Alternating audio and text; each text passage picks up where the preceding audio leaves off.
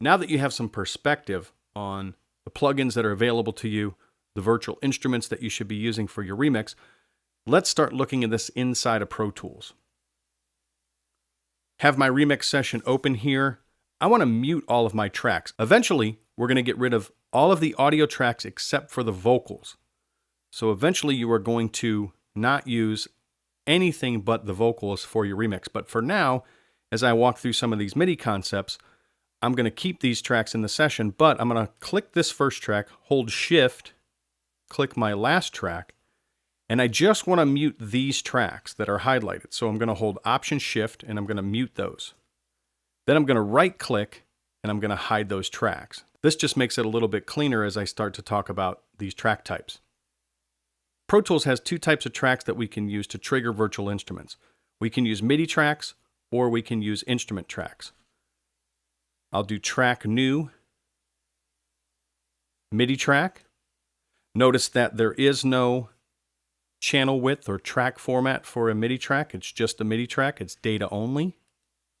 MIDI tracks only store note and controller data. So remember, no audio passes through the MIDI track. So the data, once we record data on this MIDI track, needs to be routed somewhere. It needs to be routed to a virtual instrument. We can't load the virtual instrument on the MIDI track because the MIDI track doesn't have any inserts. This aux track up here has inserts. This master fader has inserts, but this MIDI track doesn't have any inserts. So what we need is an auxiliary track.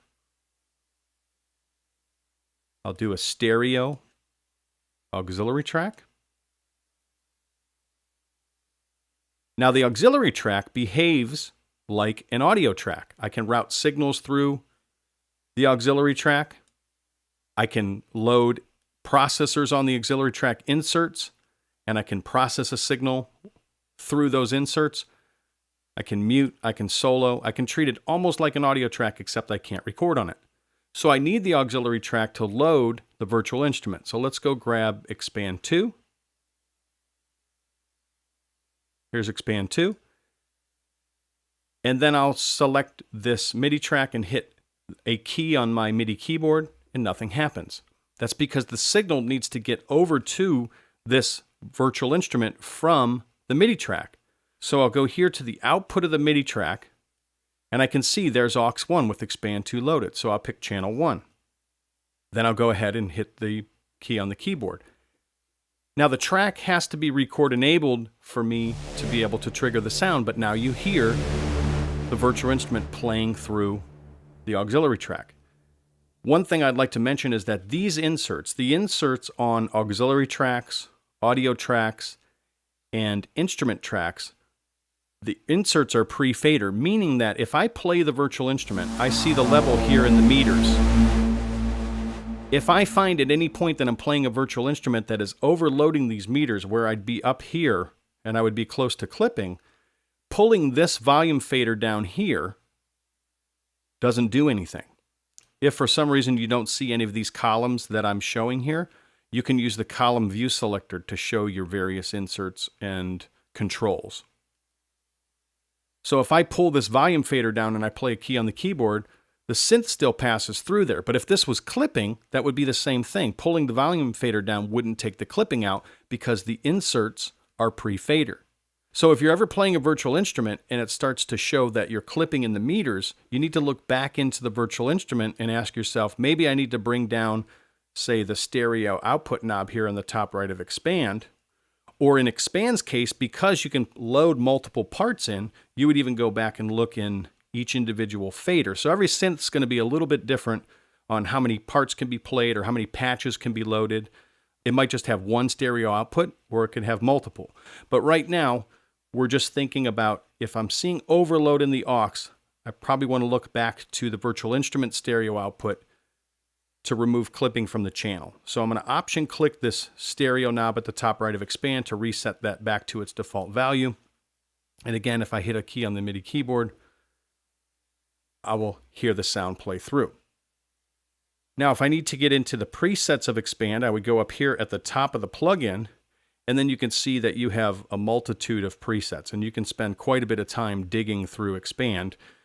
Here are your drums, quite a bit of stuff in there. And then also for secondary rhythm kind of stuff, You've got loops that you can dig through, and there's some good backbeat loops and just a lot of fun to be had digging through the synth. So that's important. Make this fun. Make this experimental. You don't have to knock it out of the park right as you start. Just start to work with the virtual instruments and then build into your remix and start to try to blend things together. Blend what you know from working with the basics of boom and expand and digging through and working through these, and then go into your project and then start to try to build your rhythm from there. Now, the reason I've shown you all this routing isn't so that you have to set this up every time this way. We can actually use instrument tracks to use the virtual instrument plugins, and it makes things a little bit smoother because the instrument track takes these two track types and combines them together into a single track. So let me show you something. This is the track view selector here for the MIDI track. This shows me all of the parameters that I can adjust related to MIDI data. And then in this auxiliary track, this shows me all of the options I can adjust related to the output of the auxiliary track. So let me right click, and I'm going to hide these and make them inactive. And then I'm going to go up here and I'm going to create a new, it's going to be a stereo instrument track. Now you'll notice if I click on the track view selector here, I get my views for the MIDI portion of the track, and I also get the ability to adjust the aux portion of the track as well. So the instrument track combines the features of the MIDI track and the features of the aux track into one single track, because you'll also notice that now I have inserts on this track too. So this is where I will load Expand 2.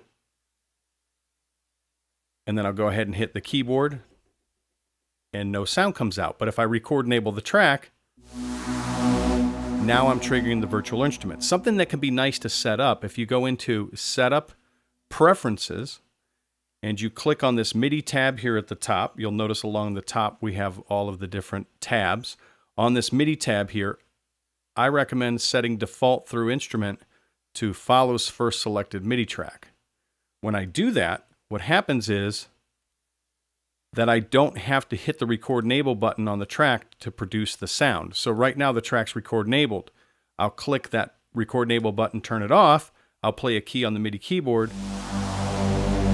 and the sound still plays through. So that's nice because you don't have to record enable the track every single time. The only thing that would happen is if you had another virtual instrument in the session and that virtual instrument had its record enable button activated, then the track with the record enable button activated takes precedence over the first followed selected MIDI track. So you just have to watch for that. So let me do this. Let me go to my presets here and let me find a drum preset that I like. I like this one, Electro Papa. I will continue to encourage you to take time just to experiment and go through the drum presets, go through the different sounds and just experiment. And you can make little notes of things that you like. You know, if you find a preset that you like, one thing that I like to do is I like to show my comment section, and I can just keep in here the comments that I like. So I could say drums, Electro Papa. And if you hold shift and hit return, it won't close you out. It'll keep you in there. And then if I found another preset I liked, I could say drums, you know, Big Thud. Or I don't even think there's a preset called Big Thud. But I'm just saying you can keep your notes in there as you're surfing presets and experimenting and trying things. So keep that in mind. You can also navigate the presets not only this way through the menus, but you can also open up this folder. And now here I am in my drums, and I could use my up and down arrows to navigate these. And I can also change categories by clicking in this menu as well. So something to think about. Okay, so I still am on Electro Papa. A couple other things I'll point out about Expand. First thing you'll notice is that after I loaded the preset, each part is on the same MIDI channel. Also, up here, there are smart knobs for each part. So we have part A, B, C, D. Up here we have button A, B, C, D. So these offer various controls for changing the pitch that is assigned to particular keys.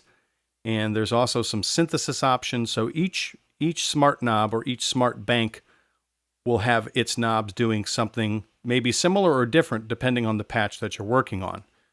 Also, each channel has an arpeggiator. So over on the right here, you have options for arpeggiation and modulation for each part. You have transposition options, you have key range options, and then you also have individual faders for each channel, as well as a pan for each channel, and then 2 effects knobs that feed over into effects 1 and effects 2 here at the bottom. So you've got a pretty comprehensive synth that you can work with and spend quite a bit of time getting lost in this synth. So now that you understand the track types that you're going to use with these virtual instruments, and you're seeing the virtual instruments that you can use this week, go ahead now and start to just dig in through the virtual instruments. All the virtual instruments, not just the ones related to tracking rhythm. Pull up, expand, go through the presets and expand, try some things. Make some notes of sounds that you like or things that you figured out. Go into boom, go into mini grand, go into vacuum. Go and try those different virtual instruments and just see what sounds are out there. See what you hear, see what you like, so you can just start kind of working with your raw colors. Then what you're going to do is you're going to go on and you're going to watch the Week 2 Remix Project lecture. If you've started this milestone early, before the Remix Project lecture for this week is available, you should go register for that lecture and attend that lecture live. That's a really great way to experience the live lecture. If you can't do that, which is understandable that some people can't make the live lecture, then what you can do is you can go watch the archive. If you've started this milestone after the archive is available, then you can go up in the course resources section of the class, open up the archives link, and then find the archive related to the Week 2 Remix Project lecture.